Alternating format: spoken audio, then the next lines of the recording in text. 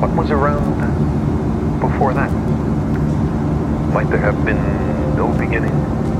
Could the universe be infinitely old? Are there boundaries to the cosmos?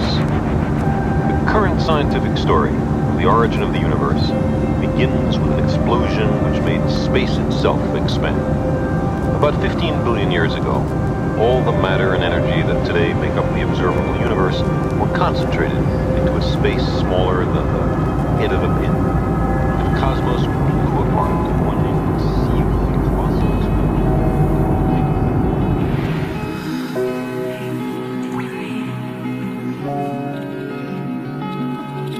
explosion.